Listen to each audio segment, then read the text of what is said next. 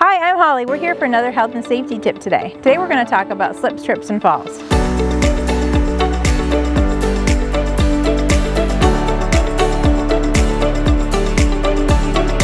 It's so important to talk about this because it can be such an easy thing that happens in the workplace that we can prevent.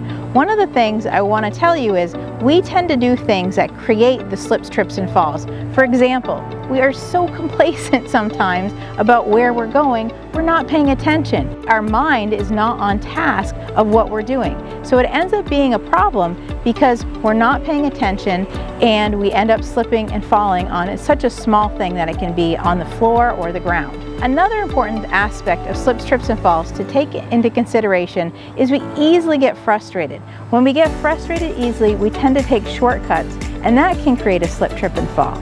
So that's another important aspect to think about. One of the problems with slips, trips, and falls and why people fall is because of an elevation change.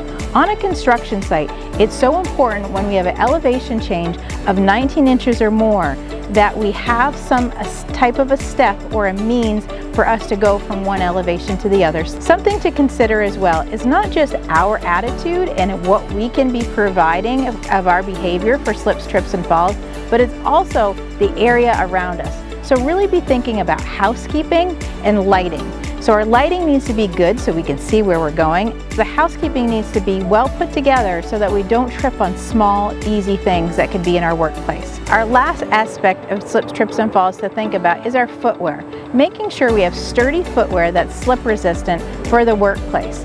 In addition to that, if it's winter months or if it's raining or we have bad weather, think about how you're going to transition if you're working in an office environment to the outside to the inside. Make sure you have something sturdy and in good condition on your feet. These health and safety tips are so important, things that you can do for your own behavior but also your work environment. And remember, be REARC smart, health and safety from the start.